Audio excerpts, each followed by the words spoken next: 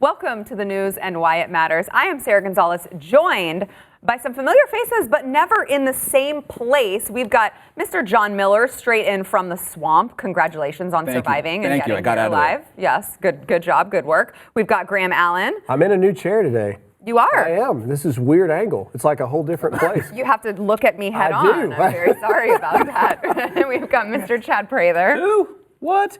This is my chair now. The guy with the cowboy hat. The guy with the cowboy hat. That's what it is. Yeah, it's nice and warm. You stole my chair from me. My butt. I'm a little bit nervous about these two sitting right next to each other. I might have to, as the teacher, come and sit in between you two. Graham and I have traveled all over the country together. We have been around each other way too much. That is very true. Too many of the same hotel rooms. On to today's top stories. Jon, what is your top story going to be? So I want to talk about George Conway, Kellyanne Conway's husband, once again coming out and saying the president's stupidity knows no bounds. I just want to know what that household is like. Like when they get home, what is that relationship like? It can't be good. Yeah, I can't wait to get into that. Graham, what's your top story? I want to talk about California again proving that it just needs to be taken out of the United States. Now another university saying that the Pledge of Allegiance needs to be gone because it represents white nationalism. Obviously. That's what I've been trying to say. Yeah, finally, someone said it. All right, Chad. 2020 presidential far leftist hopeful Kamala Harris has now made everybody scratch their heads as she says that all private insurance should be abolished. All right, so it's going to be an interesting show. But first, we want to thank our sponsor, Cosmo Hurts Kids. So I don't know if you guys have noticed, but Cosmopolitan magazine is quite risque these days. I don't read it.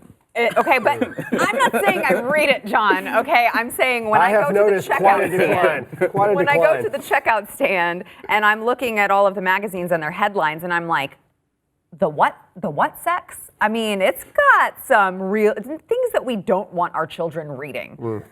So the Hearst Corporation the Hearst family owns Cosmopolitan magazine. Victoria Hearst, a member of the family, has actually gone out on her own campaign and said, you know what? I don't want to censor their free speech, but I think that this magazine is harmful to children and it should be labeled as so. It should fall under the category of, it states that it's harmful to minors under 18. That's all that she's asking for. Personally, I agree. My son is starting to read. I don't want him reading that garbage. Like put it in the wrapper or something like they did the Playboy magazines? Yeah, and not have it just right there in front of your children as you're checking out with your orange juice and donuts. Yeah. Kinds of tips and tricks that you can use and things that they don't know about. Yeah. That's why my daughters only read Teen Vogue. Yeah. We keep it clean around my house. So if you want to hear more about this campaign, which I think you should, it's a really big issue right now. The morals of society and how we protect our children. You can go to CosmoHurtsKids.com to learn more. All right, Jon, I would imagine that is a very, very awkward household. Interesting household. Well, it was interesting because it was actually in response to Cliff Sims, who was an old White House staffer, left the White House. He has a new tell-all book out. And in the book actually accuses Kellyanne Conway of being the big leaker in the White House. So Trump bashed the book on Twitter, sent a tweet out saying this book is boring, full of lies, and then bash something on Twitter. I know it's Trump huge. Sent Trump a bathroom tweet about a book. What? That's the news story right there. Trump read a book. So the interesting part is that that he bashed on Twitter, and then Conway came out, husband Conway, Mr. Conway came out and said, "Trump, you're stupid." So the book that is accusing Kellyanne of leaking, Trump calling that book stupid. George Conway saying, "Trump, you're stupid," in response. So what is going on in that household? Let me tell you, my wife works in a medical clinic. She's a nurse practitioner. If all of a sudden I started going online and bashing all of the doctors and the nurse practitioners and the PAs that worked in her clinic that she loves very much and that she supported, my wife would cut my throat. Yeah. I don't understand how it works either. I don't know. I'm really curious to find out how it works and how long they'll be together for. I mean, do you think at this point, because they have children, right? So maybe I feel like it's either stay together for the kids, or we just have to get through this point in our lives with, you know, the however long Trump is in office, and then we will quietly divorce behind the scenes. Like, wouldn't a healthy relationship, you would think maybe he's like, honey, can I send out this tweet? You know, are you going to be pissed at me? Right. He's just doing it, which Right. is just like. Or how about like, honey, we'll talk about this Sometimes movie you at gotta- home exactly. instead of on the internet. Sometimes you got to throw it out there and see what happens, you know? I mean, yeah. This is the epitome. Georgia Kellyanne Conway, which, with all due respect to Kellyanne Conway, I mean, obviously she's got some pretty thick skin to do what she's done and say the thing. I mean, I have to give a lot of admiration to Kellyanne Conway, but this is what I would call the epitome of a swamp marriage. This is so. Imagine with me if Donald Trump had never been elected, all the things you wouldn't know or realize about the media, or Hollywood, or the Washington, D.C. elite, and the way these people interact with each other. If anything, the Trump presidency is exposed how crazy and what level of twilight zone we're living in. Yeah, no, it was very smart on his part. I think he knew from day one. I think this is his exposure of what goes on in the media, putting everything out on the table. I think he knew the day he decided he was going to be president. I think he knew he was going to win, and he knew, I'm going to do something no other president has done, and I'm going to take the fight straight to them and expose them for the liars and cheats and phonies that they are. That right there is why the mainstream media, Hollywood, you name it, anyone with a platform, that pantheon of people that sit around with public voices, they will not stop, because they know that as long as Trump is in power and has any place with a voice, he's going to continue to expose that. Every other president we've ever had, they would have meetings go, Mr. President, you can't say it like this. Yeah. Mr. President, you can't do that, because if you do this, the media is going to tear you apart. Trump goes, I don't care. Why do you have a job? Why are we paying you? I don't need your advice. Well, John, look at how many tell-all books are coming out now. Right. The people who worked in the Trump White House, and it's because of that very thing. Yep. Yeah.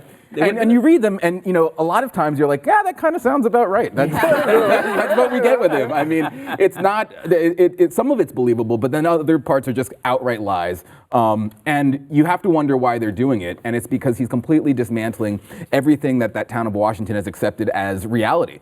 And you know, you said it completely is epitomized as a swamp marriage. That's absolutely true. In Washington, you talk about these people on there, you badmouth them, and then you go to the bar after. And for most Americans, it's the most disgusting, like awkward thing ever. But that's how that town thrives. That's what you bring up an interesting point, because during the Kavanaugh confirmation hearings, things got so heated, and you know, Lindsey Graham gave his Lindsey Graham 2.0 speech, and everyone loved him in that moment.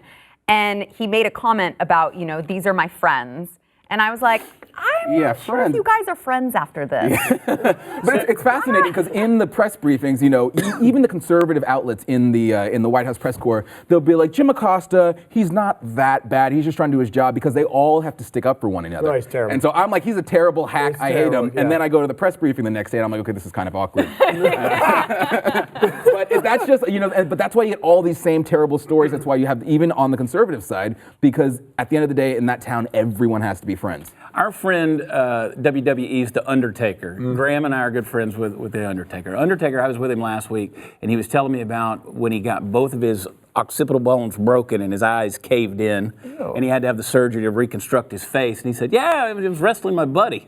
You know, that's the way it is. That's the way you feel like in Hollywood. It's these wrestlers that go at each other. It's a cage match, and then now they're at happy hour on Capitol Hill. Yeah.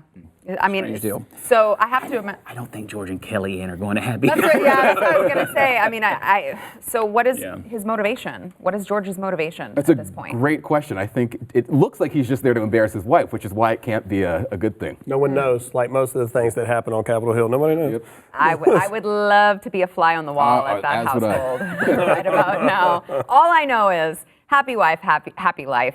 I think George maybe could use that advice right now.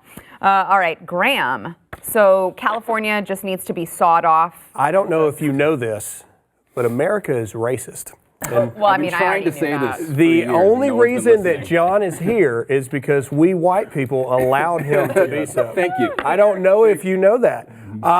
So Santa Barbara City College Board of Trustees President Robert Miller basically said we don't need the Pledge of Allegiance anymore because it is riddled with undertones of white nationalism, basically saying that the guy who wrote it, Francis Bellamy, wrote the pledge in 1890 when he was concerned with the influx of immigrants. So that's what this is really about. Yet another attack on basic principles of being an American. How hard is it to pledge your allegiance to the very country that's the only reason that you're allowed to have such an asinine conversation of should we pledge allegiance to our country in the first place?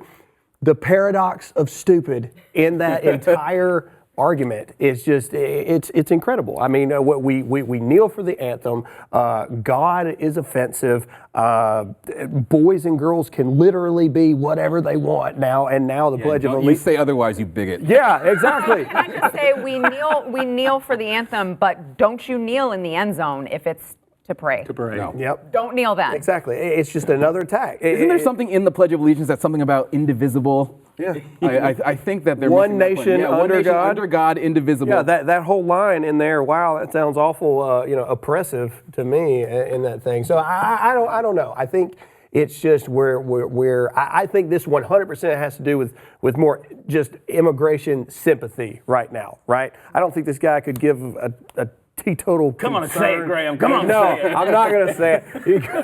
Get me Not on my show, please. But this guy could probably care less. This is just another way to get in the tabloids, have some exposure for your mediocre college that nobody really cares about in the first place. How can we do this? We'll have immigration sympathy, and we'll talk about the fact that we can't do this because they hated immigrants too. Wait, I'm a little slow, but I'm still not seeing the connection between the immigrant, the whole thing. Well, that's because you're also racist. I've read it multiple. Oh, you're not a real black person, John. Right, there you go. I'm not. You have to keep reminding me. That's what everyone tells us all the time. You are not real. You don't exist. Well, you do bring up, an interesting point about everyone being immigration sympathizers right now, which, by the way, no one at this table, I think, no one here would say we don't like immigrants. We all can recognize we are a nation of immigrants. Yeah. Legal immigration is awesome. Yeah. We love it, legal immigration. It's the illegal immigration, just that key word there, illegal, that's a problem. And to this story, Tom Brokaw, I believe it was in hot water just recently for his comments on saying, he said that Hispanics should be trying to assimilate, should be trying to learn Can I just ask, English. what is wrong with that? That is the point. You come to the country, you learn our laws, you learn love for our Constitution. Yeah. Right. And that's what immigration is. And to say that Hispanics need to do more of that because they're not, and they're teaching Spanish in schools, and especially in California, they are all these measures to make it so you don't have to speak English. And that's the exact opposite of how people should immigrate to the country. I did a video, posted a video on social media this morning where I did a spoof of pretending to be Jim Acosta down at the border, touching the thing. And then we had people cross. It's pretty funny. So it's going viral today, and so I encourage people to go see it. It's not a terrible video. It's really good. It's really good. So here's the thing.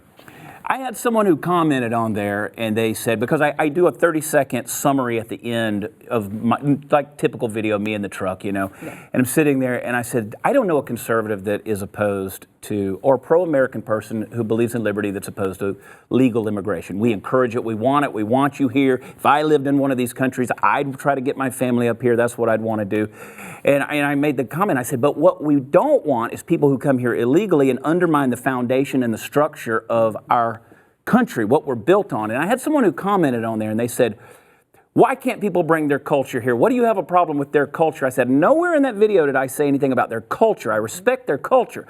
They said, well, then what are you talking about the foundation of our country? I said, it's very simple, the Constitution. The Constitution of the United States of America, if you come in, you adhere to it, you believe in it, and you abide by it. You abide by our traditions. You abide by a pledge of allegiance to the flag that says you are one nation under God, indivisible, with liberty and justice for all. You abide by a declaration that says we're independent. Look, you want to come in here and you want to abide by those things? I will throw my arms open for you. There's also something to be said too about, okay, why do they want to come here? Because they want to participate in the American dream. How are you supposed to participate in the American dream if you can't speak the language? And you're not allowed to say that. But it's like if where you're coming from is so amazing and so great, then why are you coming here? Right. There's a reason why you're trying to come here, and it's because of everything that we've worked to preserve in this country. That's almost like common sense, John. It should be common sense, but it's not. You are a racist as well.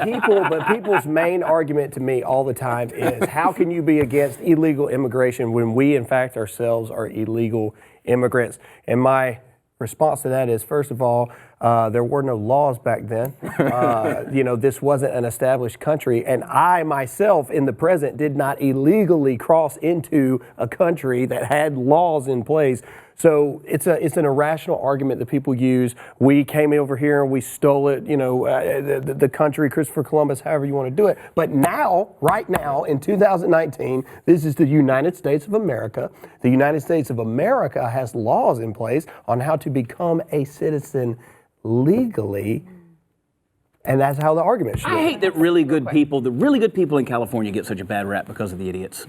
That's a great point. There's like two of them left, right? Yeah, all two of them are George and Sherry are really good folks. You guys are great people. George and we Sherry. really love George and Sherry. George and Sherry are really let's good. wait to get into Kamala. Back in a minute.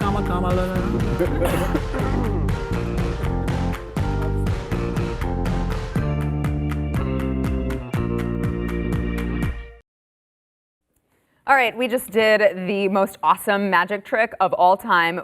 Although, love Jon Miller, he was awesome. He had to run though, he was in the middle of something. And we are now joined by Mr. Eric Bolling. Hey! Yay! Thank you for being He here. said he had to go to the men's room. Yeah. Did he? That's what it was. I think he was offended. I think he was too. Probably was. I missed it. But The article says that America's racist, and then he left. The Pledge of Allegiance is racist and all Yeah, that. Pledge of Allegiance was racist. White nationalist. Yeah, Yes. white nationalist, Pledge of Allegiance. Where, white, you wouldn't know because it's white privilege. From California. So. All right, but before we get into Kamala Harris. Kamala. I'm just going to call you Kamala. Yeah. We are going to thank our sponsor, Riduzone. So, it's still January, right? Yeah, it's still January. And perhaps some of us had some New Year's resolutions to lose a couple pounds, maybe, that we gained the following year. Don't be embarrassed. I was also you. I lost 100 pounds about 11 years ago or so. And so I know the struggle personally. Yes, there's me. That's me, the giant number 10. And so I know. You lose weight and then you go on these yo-yo diets and then you gain the weight back and you can't find anything to just help support you losing weight and maintaining. Might I suggest that you try Riduzone? The folks at Riduzone have this little capsule that's full of the good molecule in olive oil, and it helps you boost your metabolism and it helps reduce your appetite so you feel full longer. You're not constantly craving the things that you should not be eating. I use it. I swear by it. It can work for you. Go to riduzone.com. That's RIDUZONE.com. You can get 30% off of a 3-month supply by using promo code THEBLAZE.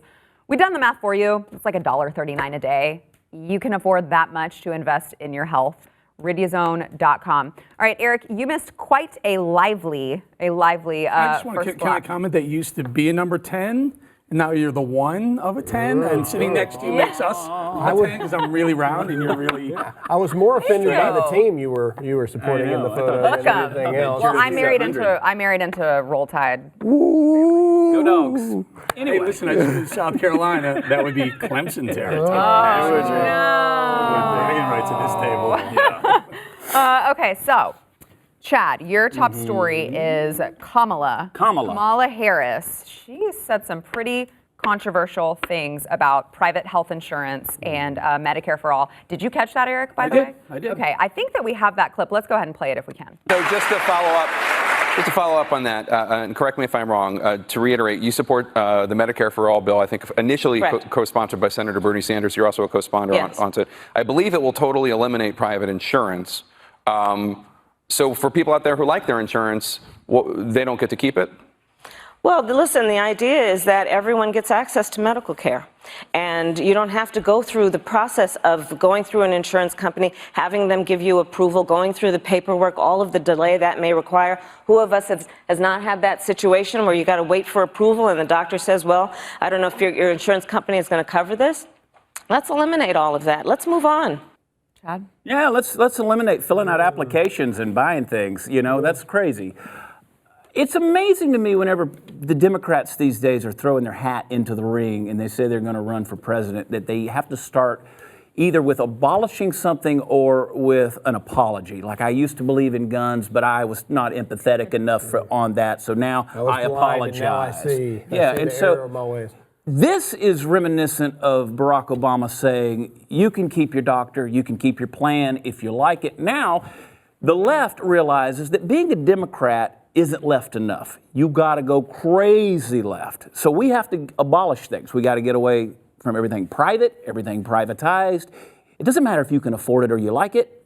You don't need to go through all that. We're going to save you from the time and the energy of waiting on approval for a health insurance plan. And even if you can afford it, even if you like it, now, what's the point? You can't keep it. Eric, 2008, if you like your plan, you can keep your plan. 2019, nah, let's just eliminate There's it. a big difference. So Kamala Harris wants to be president. So let's say she wins. Okay, so like now this I don't like this world. no one does. that No we're one does. doing But now. just you always, I come from the business world. You always do the worst case example. What's the worst that could possibly happen? Kamala Harris wins. It's a different Supreme Court now because of Donald Trump than it was in 2008 when you had John Roberts, who was frankly probably a liberal, making the final decision that Obamacare was in fact constitutional as long as you called it a fee and not a tax. I mean, it's just insanity the hoop he had to jump through to make Obamacare legal then. It will never happen again in our lifetime. That's the good news. I think what really is happening, though, is it's not that people need to go left. It's young people believe in socialism. They believe because millennials have never had a struggle. They've never had they've never had depression. They've never had really a major recession that lasted a year and a half. Right. So yes, we can borrow. Yes, we can tack on debt. Oh, don't worry, it'll be okay. They don't know history that there could be the mother of all downturns if we're $40 trillion in debt under her plan in 4 or 8 years. It could really literally sink the republic. Instead, right now they go, it's never happened in my lifetime. So I think free stuff sounds pretty darn good. Yeah. Which is the exact thing that they accuse President Trump of doing right now. They accuse Trump of, saying, well, I won't be around here when it comes back to bite me in the end. But that's what they base their entire campaigns on anyway. Doing these plans, doing these actions, actually taking freedoms away from Americans. We're going to make this decision for you, and we're going to get it passed to where now you have no choice. Even if you want to go get private insurance, you can't do it because we've got Medicare for all. This is what you're going to do. Isn't that in and of itself the exact opposite of freedom? Well, yeah, but I mean, the far left is not concerned with freedom. But what's interesting to me also is that if they were to look at socialized healthcare in the UK or in Canada or any place that it's been tried and true for a while there, you'll see that the people who really need care are forced to go to the private doctors and the private hospitals because they can't get quality care there. So it's just except when a U.S. Senator named Rand Paul, palm to face, goes to Canada to have a procedure. Like he's a friend of mine too, by the way. Yeah. What do you think, kids? Stay here. We're in the middle of a major healthcare fight. Right. And it really Could you not? Listen, you need surgery, okay, but I mean, by the way, he's a doctor too. I'm sure he's a doctor. He's got good contacts right here in the United States. Yeah. Do you know Philip Mountbatten, Prince Philip? He flipped his Range Rover, a couple of weeks ago, okay? He wrecked into a young lady, 46 years old, injured her arm, broke her wrist. She's upset because, one, the police haven't followed up properly. Yes, the Queen sent her warmest regards. But the biggest issue she has is she has not been treated properly by medical professionals because she can't get in to see anybody.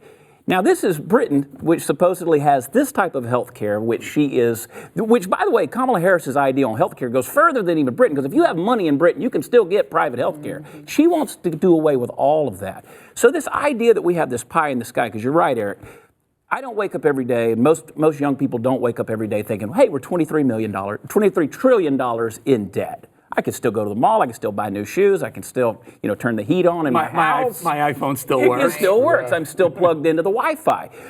They don't think about that. So hey, free means freedom, right? Well, I'm telling you, there's going to be consequences of that eventually. Amen. All right, we got to take a break. We'll be back.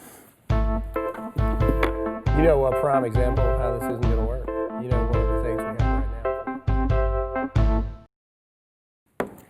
All right, before we go, I want to make sure to wish our very good friend Graham a happy birthday. Oh. We brought a little something here for you. Your wife told us that you really enjoy brownies. Oh my gosh! And look, the candle stayed lit. So I'm not going to sing to you, but you can blow. That's very well. Thank you guys very much. Yeah. Happy birthday! Thanks for being here on your birthday. Thank you very much. I appreciate it. Don't forget, Thank you. Eric Bolling is hosting tonight Blaze TV special, Media Meltdown. You can tweet us, send it on Facebook, hashtag BlazeTV Live. Let's get that thing trending tonight, live, 2 hours.